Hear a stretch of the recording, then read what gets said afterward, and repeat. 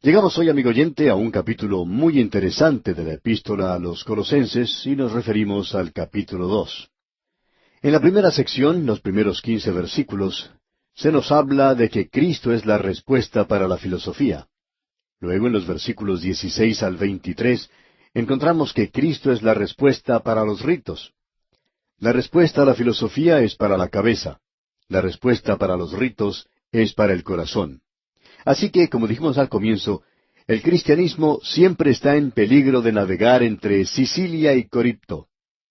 Esos son los dos puntos entre los cuales tuvo que navegar Eneas en esa epopeya de Virgilio, la Eneida, como usted bien recordará. Era algo muy difícil. Por un lado se encontraba el peligro. En el otro lado había mucho más peligro aún. Y el cristianismo en un extremo siempre se encuentra en el peligro de evaporarse a una filosofía. Existe el peligro de convertirse en nada más que simplemente un vapor.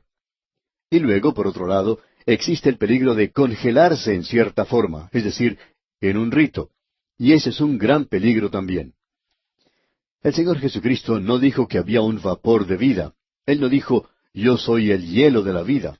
Él dijo, yo soy el agua de vida.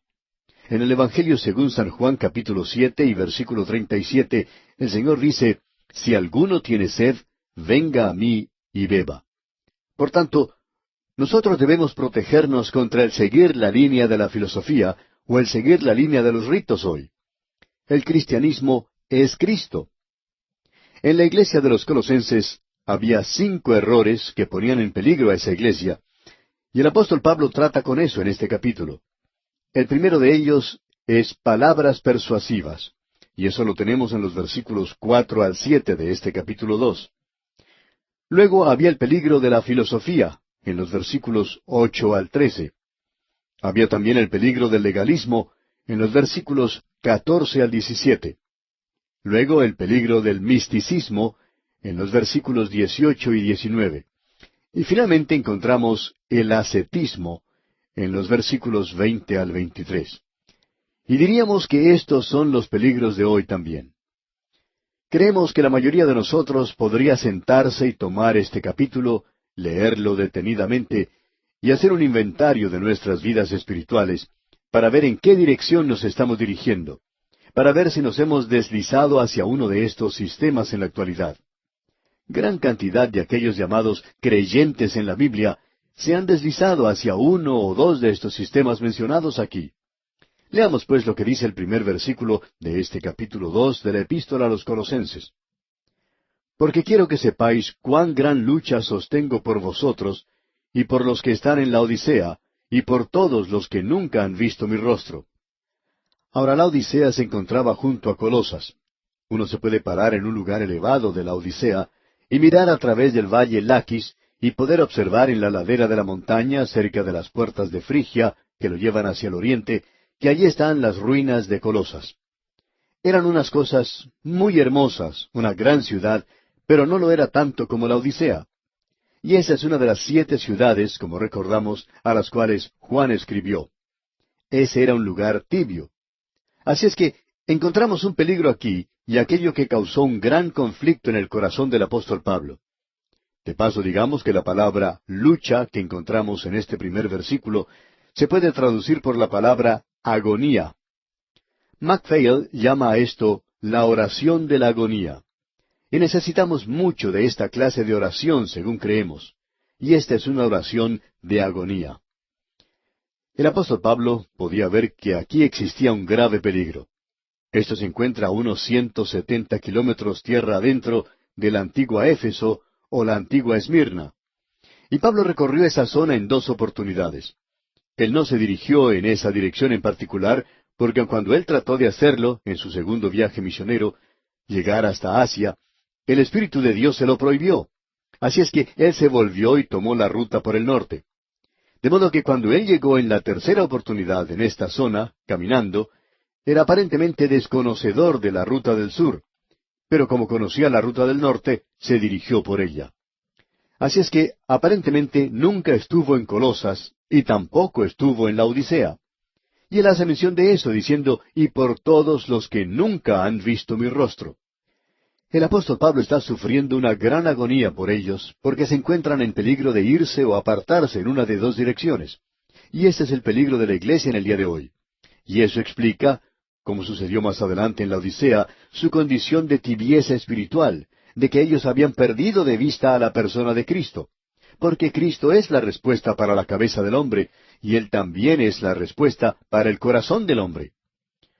Usted también puede notar al avanzar aquí en esta sección, cuando Pablo dice, por todos los que nunca han visto mi rostro, que es algo muy obvio que él no se había encontrado nunca en Colosas. O quizá tenían tantos creyentes nuevos en ese lugar que se habían sumado a los miembros de la iglesia desde que él estuvo allí, los cuales no habían visto su rostro. Pero no creemos en realidad que esto último haya sido posible. Luego él menciona en la primera parte del versículo 2, para que sean consolados sus corazones. Ahora la palabra corazones nos indica aquí al hombre interior completo. Eso quiere decir la naturaleza total, propulsora del hombre. Esa es nuestra humanidad. Que sus corazones, que su humanidad, que sus personas puedan ser consoladas. Y esa palabra aquí en realidad quiere decir unidas o tejidas juntas, y que puedan ser consolados, estando unidos o tejidos en amor. Esa es una unión muy compacta. El amor atrae unos a otros. Después de todo, lo que mantiene unida a la iglesia no son los dones, ni aun aquello que nosotros llamamos espiritualidad. Lo que mantiene unidos a los creyentes es el amor, amigo oyente. Ese es el cemento que nos mantiene unidos a todos. Luego Pablo dice a continuación en este versículo 2, unidos en amor hasta alcanzar todas las riquezas de pleno entendimiento. Esa expresión, pleno entendimiento, es algo muy interesante. Eso quiere decir el navegar a toda marcha. Quiere decir que los creyentes tienen que estar en movimiento, avanzando espiritualmente, avanzando por Dios. Y de eso se nos habla aquí en este versículo. Luego en la parte final de este versículo 2 concluye diciendo, a fin de conocer el misterio de Dios el Padre y de Cristo. Quizá esta sea una expresión un poco difícil. Y honradamente creemos que probablemente una forma mejor de traducir esto aquí, en este versículo en particular, podría ser el misterio de Dios, aún del Padre y de Cristo. O quizá un poco mejor todavía, más fácil sería decir el misterio de Dios y de Cristo. Y creemos que probablemente esto último sea lo correcto. Pues bien, ¿cuál es el misterio de Dios y de Cristo? Bueno, el misterio de hoy es la iglesia, porque no fue revelada en el Antiguo Testamento. Dios iba a salvar a los gentiles. Eso se expresaba claramente en el Antiguo Testamento y Él los salvó. Pero comenzando con el día de Pentecostés, Dios comenzó algo nuevo, formando de un grupo de gente un cuerpo de creyentes, bautizados en el cuerpo de creyentes. Y eso es lo que quiere decir allá en la primera epístola a los Corintios, capítulo 12, versículos 12 y 13, donde dice, porque así como el cuerpo es uno, y tiene muchos miembros, pero todos los miembros del cuerpo, siendo muchos, son un solo cuerpo, así también Cristo. Porque por un solo Espíritu fuimos todos bautizados en un cuerpo, sean judíos o griegos, sean esclavos o libres, y a todos se nos dio a beber de un mismo Espíritu. Cristo tuvo un cuerpo físico aquí en la tierra, y en el día de hoy Él tiene un cuerpo espiritual aquí, y es el cuerpo de los creyentes que han confiado en Él, y se llama Cristo.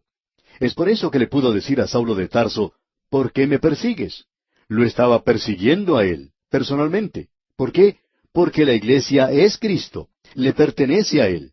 Hemos sido bautizados en Él, porque por un solo Espíritu fuimos todos bautizados en un cuerpo, sean judíos o griegos, sean esclavos o libres, y a todos se nos dio a beber de un mismo Espíritu.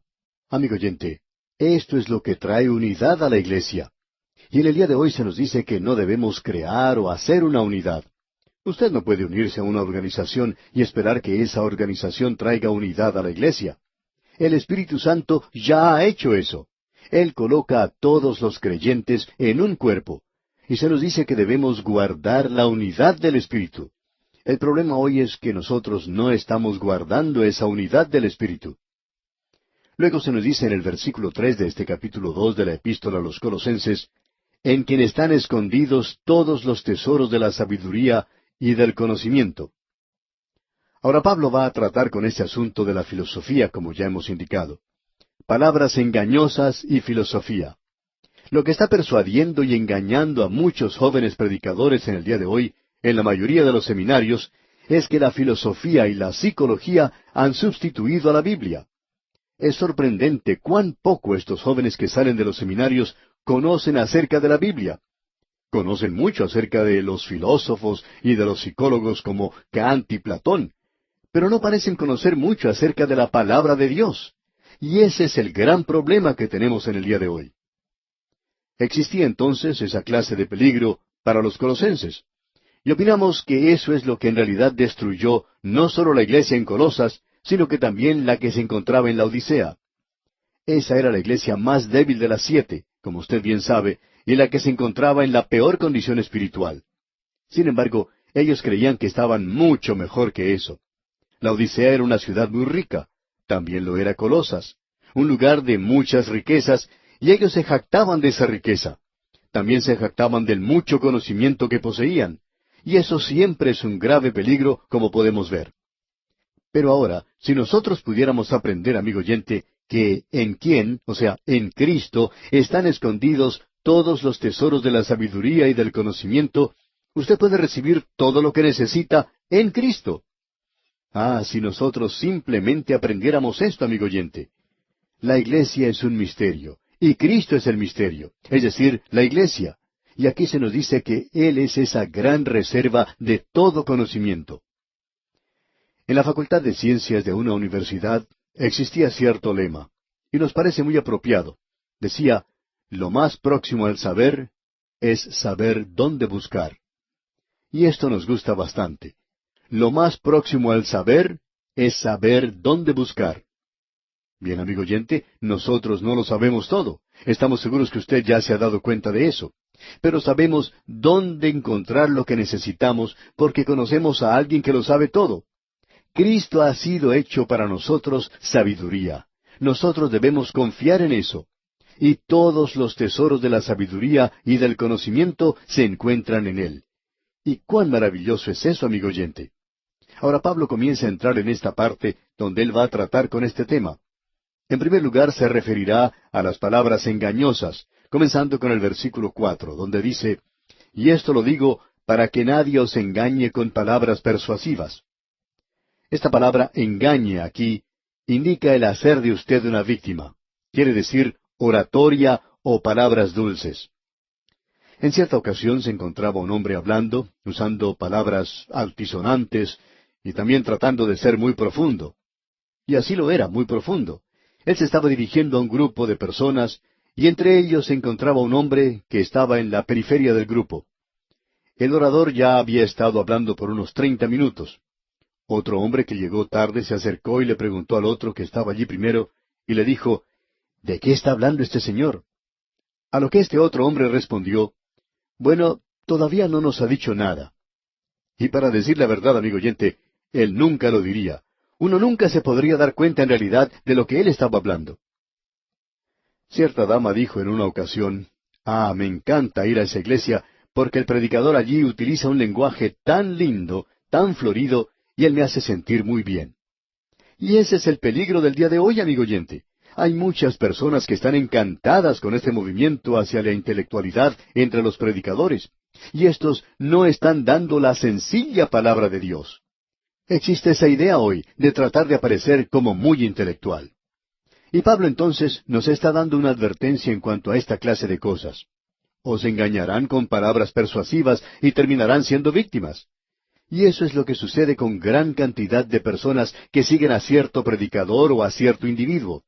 No están siguiendo la palabra de Dios, están siguiendo a la persona. Es como si siguieran al flautista de Hamelín. Él comenzó a tocar y la gente lo comenzó a seguir. Y luego Pablo dice en el versículo 5 de este capítulo 2 de su epístola a los Colosenses, porque aunque estoy ausente en cuerpo, no obstante en espíritu estoy con vosotros, gozándome y mirando vuestro buen orden y la firmeza de vuestra fe en Cristo. En esa época Pablo se había enterado que esa iglesia se estaba manteniendo firme, y él dice, mirando vuestro buen orden. Ahora, ese orden es una palabra o término militar que quiere decir el estar parados hombro a hombro. Y eso es lo que los creyentes deberían estar haciendo, manteniéndose firmes hombro a hombro. Pero hoy no estamos haciendo eso. Estamos tratando de socavar al otro creyente, quizá tratando de aprovecharnos de ellos de alguna manera. Ah, amigo oyente, si hoy pudiéramos volvernos a este buen orden, a mantenernos firmes hombro a hombro. Luego el apóstol Pablo utiliza la palabra firmeza, y eso quiere decir un frente sólido, y quiere decir el estar inamovible. En realidad la palabra utilizada aquí es estereotipo, y eso es lo opuesto a un tipo que se mueve. Y Pablo nos habla aquí de un ser inamovible, siempre abundante en la obra del Señor. Y de eso es que él está hablando aquí. La iglesia en Colosas en aquel tiempo tenía esa reputación, y Pablo quería que continuara de esa manera, y que no fuera guiada por otros caminos debido a la oratoria de alguna persona. Y en el versículo 6 dice, Por tanto, de la manera que habéis recibido al Señor Jesucristo, andad en Él. Esta es una declaración maravillosa. Para comenzar, si usted presta atención, nos podemos preguntar, ¿qué quiere decir o qué significa el ser creyente? Siempre estamos recibiendo cartas de nuestros oyentes, y en una ocasión nos escribió un señor diciendo que no somos salvos. Él decía que estaba orando para que fuéramos salvos, pues él dice que nosotros admitimos francamente que no somos perfectos y que no cumplimos aún con los 10 mandamientos, y que no somos salvos sino hasta cuando cumplamos con eso. ¿Qué quiere decir entonces en realidad el ser salvos? Quiere decir el recibir a una persona, a la persona de Jesucristo. Escuche usted lo que Pablo dice en este versículo 6 del capítulo 2 de su epístola a los Colosenses. Por tanto, de la manera que habéis recibido al Señor Jesucristo, andad en Él. Ahora que usted ha recibido al Señor Jesucristo, ande en Él. Y eso, amigo oyente, es algo maravilloso. Eso es lo que significa andad en el Espíritu, allá en Gálatas 5:16. El aprender a caminar a través de esta vida. Y eso no quiere decir el andar por las nubes. Hay muchas personas que piensan que la vida del creyente es algo grandioso, una experiencia abrumadora y que uno parte de esta tierra como un cohete en dirección al espacio. Bueno, ese no es el lugar donde uno vive la vida cristiana.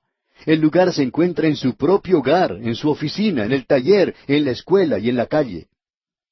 Y de la manera en que uno se dirige de un lugar a otro es caminando, y uno tiene que andar en Cristo hoy. Ah, amigo oyente, que usted y yo aprendamos a estar unidos a Él en esa forma. Pablo continúa luego diciendo en la primera parte del versículo 7, arraigados y sobreedificados en Él. Y esta es una expresión interesante. Arraigados quiere decir como un árbol, y esa es una cosa viviente. Y sobreedificados como una casa, y eso no es algo viviente. Pero tiene unos cimientos fantásticos. Y esos cimientos, esas bases, el apóstol Pablo nos dice en otra parte que es el Señor Jesucristo mismo. Ahora, como usted ha recibido al Señor Jesucristo, ande en Él. ¿Haciendo qué? En primer lugar, estando arraigado. Y eso quiere decir sacando su propia vida de Él, como lo hace un árbol. Y luego, sobreedificado en Él, o sea, que su fe descanse sobre Él. Y luego se nos dice al final del versículo 7, y confirmados en la fe. Y ese es el medio por el cual usted y yo nos asimos de Cristo hoy, nos agarramos de Él. Luego Pablo sigue diciendo algo que es simplemente maravilloso, y quisiéramos tener más tiempo para analizarlo hoy. En el versículo 9 dice, porque en Él habita corporalmente toda la plenitud de la deidad. O sea, todo el pléroma. Y eso es algo maravilloso. Pero notamos que nos pasamos sin leer un versículo y no deberíamos hacer eso. Tenemos que regresar y analizarlo. La primera palabra de este versículo 8 nos dice, mirad. Es como esa señal que encontramos a veces. Pare, mire y escuche. Leamos pues este versículo 8. Mirad que nadie os engañe por medio de filosofías y huecas sutilezas, según las tradiciones de los hombres, conforme a los rudimentos del mundo, y no según Cristo. Y en los versículos 8 hasta el 13, encontramos el peligro de la filosofía.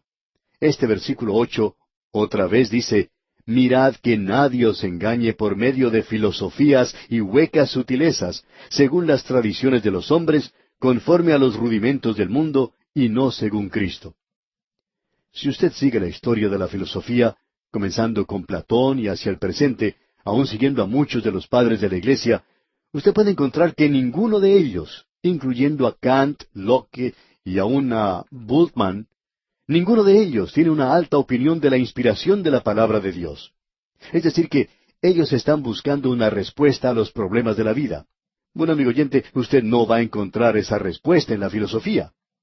Ahora, un verdadero filósofo es aquel que busca la verdad. Pero usted se puede dar cuenta que Cristo es la respuesta. Y esa expresión de Cristo es la respuesta, bueno, siempre deseamos que la gente haga la pregunta, si es que van a decir que Cristo es la respuesta. Él es la respuesta a la filosofía. Él ha sido hecho para nosotros sabiduría. Ahora, la falsa filosofía de hoy es como un hombre ciego buscando en un cuarto oscuro a un gato negro que no está allí. Esa es la búsqueda de la filosofía del día de hoy. Y Pablo nos está advirtiendo en cuanto a eso aquí. Y bien, amigo oyente, tendremos que regresar a estos maravillosos versículos, Dios mediante, en nuestro próximo programa. Amigo oyente, si usted tiene a mano su Biblia, y esperamos que la tenga, le invitamos a abrirla en la Epístola a los Colosenses, capítulo 2, versículo 9. Pero vamos en primer lugar a mencionar una o dos cosas en relación con el versículo 8, que no mencionamos en nuestro estudio anterior. Sin embargo, tenemos que seguir avanzando en nuestro estudio de esta epístola. En este versículo 8 leemos: Mirad que nadie os engañe por medio de filosofías y huecas sutilezas, según las tradiciones de los hombres, conforme a los rudimentos del mundo, y no según Cristo. Como ya hemos dicho, en este capítulo Pablo está advirtiendo a los colosenses en cuanto a 5 errores que los ha puesto en peligro, y que aún eso es un peligro para la iglesia o para cada creyente hoy. Uno de esos peligros es las palabras persuasivas. Es muy fácil ser atraído por las palabras de algún orador que, sin embargo, no predica o no enseña la palabra de Dios.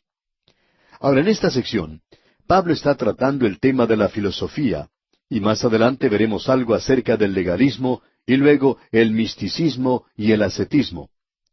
Aún hoy tenemos estas cosas delante de Dios en la misma manera en que lo tenían los creyentes en los días del apóstol Pablo, y como ocurría aquí en la iglesia de Colosas. Esto provocó la destrucción del testimonio de los creyentes en esa área del mundo, donde el Evangelio había sido predicado tan poderosamente y que había ganado tantas almas, las cuales pudieron llegar al conocimiento de la salvación mediante el Señor Jesucristo. Pablo está hablando aquí de las tradiciones de los hombres. Esto es algo bastante interesante. Usted recordará que esta es una de las cosas que el Señor Jesucristo condenaba en los líderes religiosos de su día.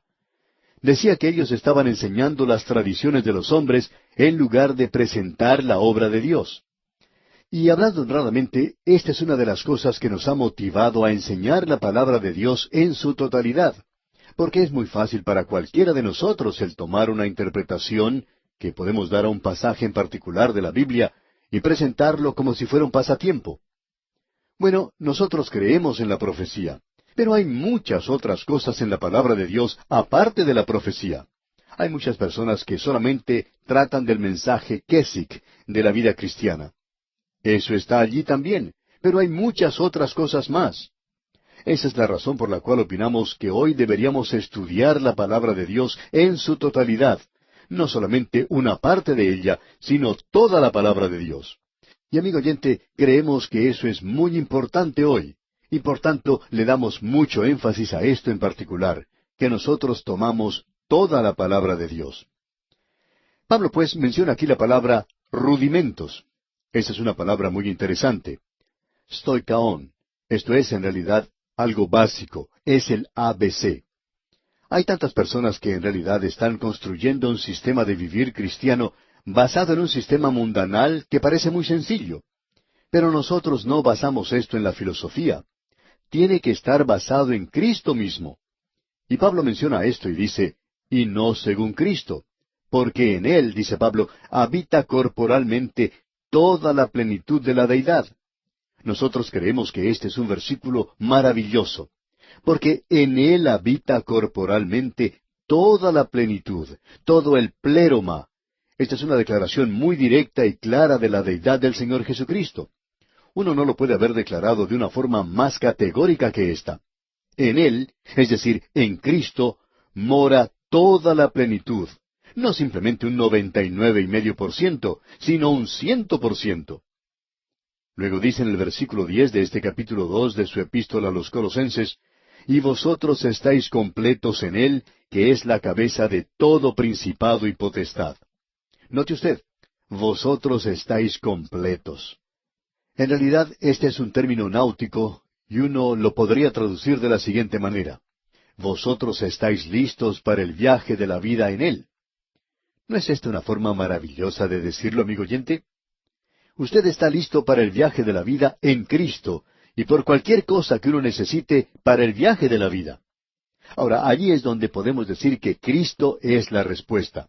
¿Cuál es su pregunta? ¿Cuál es su necesidad hoy? ¿Está usted siendo llevado o apartado por la filosofía? Entonces, amigo oyente, vuélvase a Cristo. ¿Está usted siendo apartado hoy por palabras persuasivas? Vuélvase a Cristo, y vamos a ver más adelante que en aquel gran día muchas personas serán apartadas por los pequeños sistemas del día de hoy. Luego Pablo continúa diciendo en el versículo 11 de este capítulo 2 lo siguiente. En Él también fuisteis circuncidados con circuncisión no hecha a mano, al echar de vosotros el cuerpo pecaminoso carnal en la circuncisión de Cristo. Él está diciendo que debemos librarnos de aquello que es externo y que la verdadera circuncisión está en el nuevo nacimiento. Pablo dice allá en su carta a los Gálatas, porque en Cristo Jesús ni la circuncisión vale nada, ni la incircuncisión, sino una nueva creación. Es cuando usted y yo, amigo oyente, nos acercamos a Cristo y confiamos en Él como nuestro Salvador y descansamos en Él. ¿Cuán importante es esto? En realidad es la identificación con Cristo, sepultados con Él en el bautismo, como dice aquí el versículo 12. Sepultados con Él en el bautismo, en el cual fuisteis también resucitados con Él, mediante la fe en el poder de Dios que le levantó de los muertos. Fue Lord Lyndhurst quien dijo lo siguiente. Lord Lyndhurst fue un gran canciller en Gran Bretaña, una de las mentes más privilegiadas en los asuntos legales, suponemos, de todos los tiempos.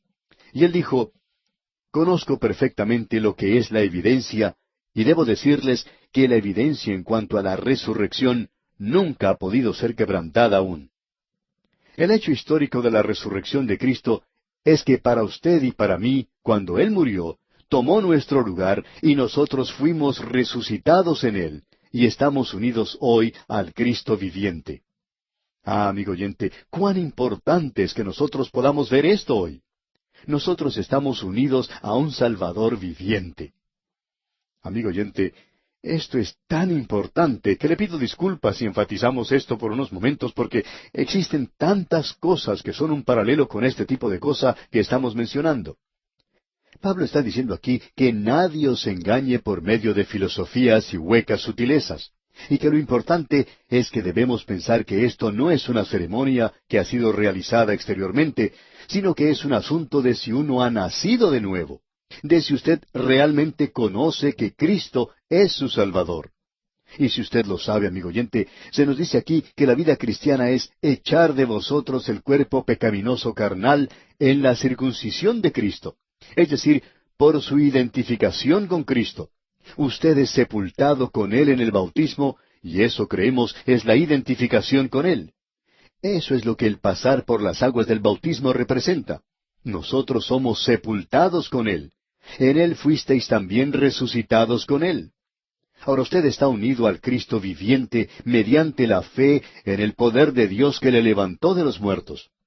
Aquí se nos menciona el poder de Dios.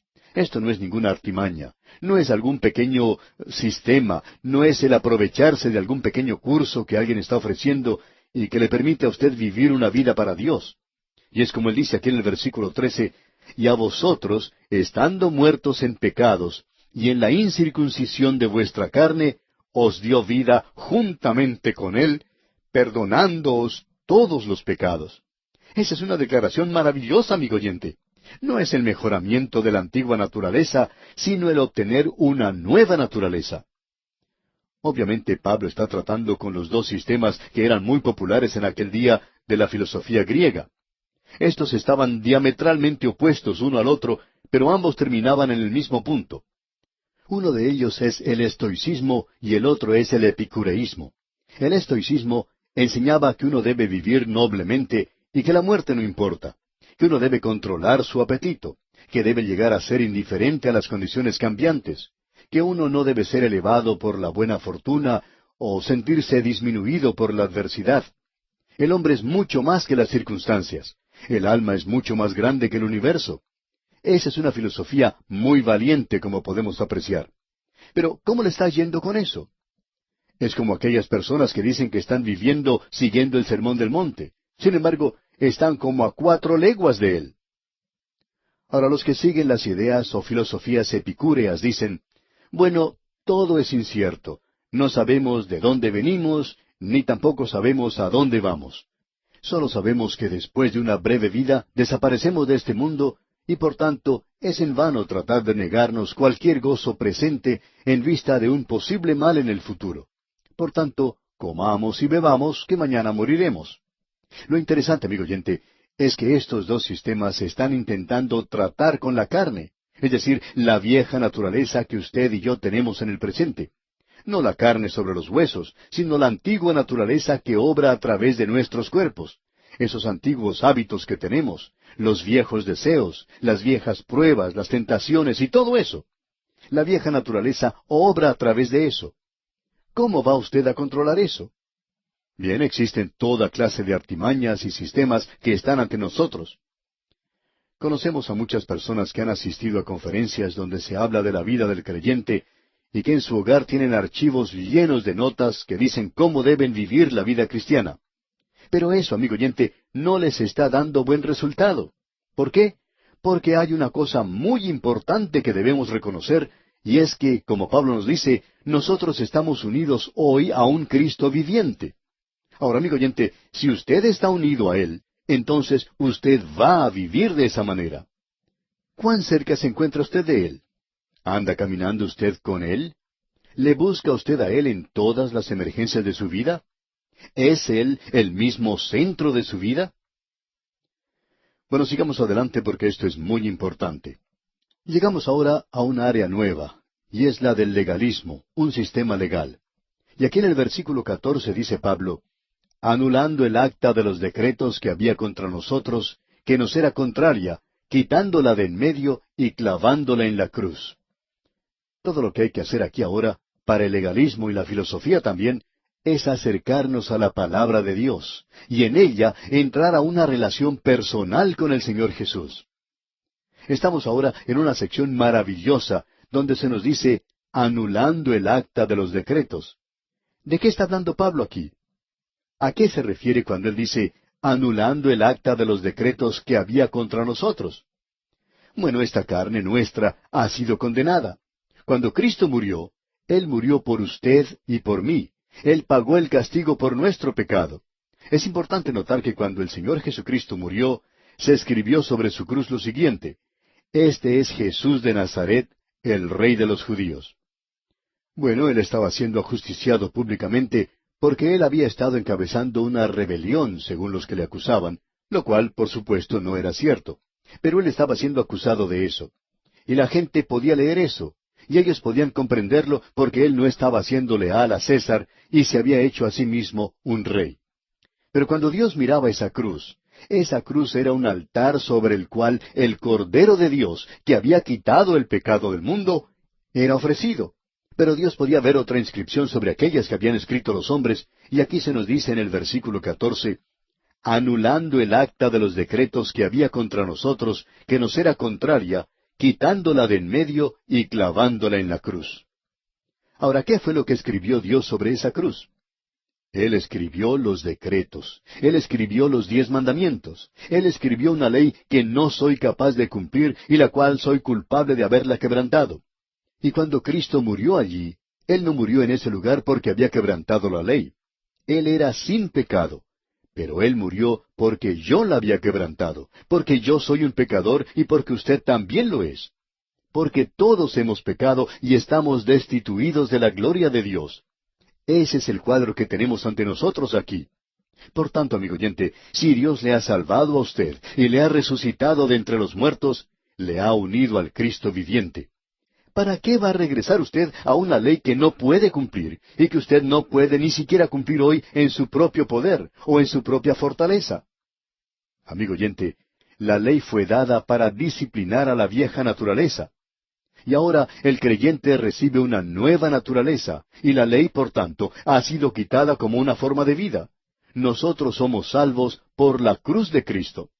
Cierto hombre se acercó en una ocasión a un pastor y le dijo, yo les voy a dar $100 si ustedes me muestran dónde fue cambiado el día del sábado. Y el pastor le contestó, bueno, no ha sido cambiado. El sábado es el sábado y es el séptimo día. Es el día de sábado. Sabemos que el calendario ha sido cambiado de cierto modo y que puede haber alguna diferencia de unos pocos días, pero no estamos ni siquiera discutiendo ese punto con nadie. Lo que estamos diciendo es que el séptimo día es el día del sábado. Y entonces este hombre le dijo al pastor con cierto destello en sus ojos, ¿por qué entonces ustedes no guardan el sábado si no ha sido cambiado? Y el pastor le contestó, bueno, eso no ha sido cambiado, pero nosotros sí hemos sido cambiados. Nosotros tenemos ahora una nueva naturaleza. Estamos unidos a Cristo y vamos a tratar de complacerle a Él y a vivir por Él. Y amigo oyente, eso es lo importante hoy. Y deberíamos decir que es la cosa más importante en este día en que vivimos. Leamos ahora lo que dicen los versículos 15 y 16 de este capítulo 2 de la Epístola a los Colosenses. Y despojando a los principados y a las potestades, los exhibió públicamente, triunfando sobre ellos en la cruz. Por tanto, nadie os juzgue en comida o en bebida, o en cuanto a días de fiesta, luna nueva o días de reposo. Amigo oyente, usted no nos puede juzgar en cuanto a estas cosas. ¿Por qué? Porque en el versículo 17 encontramos algo que pensamos es realmente tremendo. Escuche usted. Todo lo cual es sombra de lo que ha de venir, pero el cuerpo es de Cristo. Ahora, el creyente no tiene que cumplir con ciertos decretos. Esos son solamente cosas rituales y litúrgicas. No tiene ningún valor para el presente. Dios las dio. Y eso es lo que queremos recalcar, que Dios las dio. ¿Pero qué pasó? Bueno, aún en su apogeo, en el Antiguo Testamento, Pablo dice aquí que estas cosas eran sombra de lo que ha de venir. Esa es una palabra interesante, esa pequeña palabra sombra. De esta palabra obtenemos la palabra fotografía. Amigo oyente, en esos días del Antiguo Testamento, estas cosas eran nada más que un negativo y simplemente un cuadro. Todos los ritos de la ley fueron nada más que cuadros de Cristo. Y ahora que Cristo ha venido, tenemos ya la realidad. ¿Para qué ir atrás y mirar a una fotografía? Durante la Segunda Guerra Mundial, hubo muchas parejas de matrimonios jóvenes que tuvieron que separarse por ese conflicto. El esposo tenía que dirigirse a la zona de guerra, mientras que la esposa quedaba en el hogar. Una joven esposa acostumbraba llevar consigo una fotografía de su esposo que había ido a la guerra. Y esta no era una de esas pequeñas fotografías que uno lleva en el bolsillo, sino una de tamaño grande que uno podía colgar en la pared.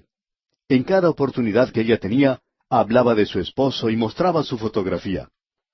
Pues bien, llegó un día cuando terminó la guerra, y su esposo tenía que regresar a casa. Y esta joven viajó una gran distancia para ir a un lugar a donde llegaba su esposo. ¿Y qué cree usted que ella hizo cuando llegó el esposo? Bueno, que ella sacó su fotografía y comenzó a observarla. Ella no le había visto a él por varios años. Ahora, ¿opina usted que eso fue lo que ella hizo? No, amigo oyente, ella ya no necesitaba la fotografía. Él había regresado, y cuando ella le vio, se dirigió a él y le abrazó con todas sus fuerzas. Ya no necesitaba más la fotografía. Ah, amigo oyente, si muchos de nosotros dejáramos de hacer estas cosas, de llevar una fotografía con nosotros, y el hacer esto y aquello, y unirnos a esa organización o a aquella otra, ¿qué es lo que esto ha hecho por nosotros? Bueno, creemos que no ha hecho mucho. Pero sigamos adelante ahora y consideremos esto que se conoce como misticismo. Leamos los versículos 18 y 19 de este capítulo 2 de la Epístola a los Colosenses. Nadie os prive de vuestro premio, afectando humildad y culto a los ángeles, entremetiéndose en lo que no ha visto, vanamente hinchado por su propia mente carnal, y no asiéndose de la cabeza, en virtud de quien todo el cuerpo, nutriéndose y uniéndose por las coyunturas y ligamentos, crece con el crecimiento que da Dios. Aquí tenemos otro ángulo por el cual muchos se apartan. Pablo está aquí condenando a los gnósticos que en realidad se burlaban de la sabiduría. Hay muchas personas hoy que asumen una superioridad piadosa. Ellos son los que llamaríamos los espirituales. Y por lo general, esta gente es tan ignorante de la Biblia como el que más. Pero ellos toman esa posición piadosa, entremetiéndose en lo que no han visto. Eso es pretender algo que uno no está listo a hacer, o el tratar de demostrar que uno tiene algo o que es algo que en realidad no existe. Y no asiéndose de la cabeza, dice Pablo. Y esto quiere decir que tienen una relación un poco suelta con Cristo, es decir, que su cabeza no está bien asentada como debería estar. Llegamos ahora a la parte de este capítulo que trata del ascetismo. Leamos los versículos 20 al 23. Pues si habéis muerto con Cristo en cuanto a los rudimentos del mundo, ¿por qué, como si vivieseis en el mundo, os sometéis a preceptos tales como no manejes, ni gustes, ni aun toques, en conformidad a mandamientos y doctrinas de hombres, cosas que todas se destruyen con el uso? Tales cosas tienen a la verdad cierta reputación de sabiduría en culto voluntario, en humildad y en duro trato del cuerpo, pero no tienen valor alguno contra los apetitos de la carne. Aquí encontramos algo que, hablando honradamente, es algo terrible. Son estas personas que siguen una moda pasajera en la iglesia. Hace algunos años, en algunos lugares, las mujeres no podían usar lápiz labial, y algunas de ellas se veían muy horribles. Cierta joven preguntó en una ocasión a un pastor si estaba bien que ella usara lápiz labial. Ahora ella se encontraba en un colegio donde no se permitía usar esto, y el pastor que enseñaba en ese colegio respondió, hay muchas personas aquí que se verían mucho mejor si usaran un poco de lápiz labial. Y luego le dijo, Dios quiere que nosotros luzcamos lo mejor que podamos, y aun con lo que tengamos a mano, deberíamos hacer lo mejor que podamos. Ese es un orgullo, como lo dice Juvenal, el orgullo que imita a la humildad. Es pretender que yo me niego todo eso y no hago estas cosas, y obsérveme. En realidad ya me están saliendo alas y puedo andar con una aureola muy brillante todas las mañanas. Amigo oyente, eso es ascetismo hoy y no es bueno. Dios quiere que usted se regocije en Él, y Cristo quiere que usted esté bien cerca de Él. Y si usted va a andar con Él, amigo oyente, usted podrá pasar un tiempo muy gozoso. Bueno, vamos a detenernos aquí por hoy.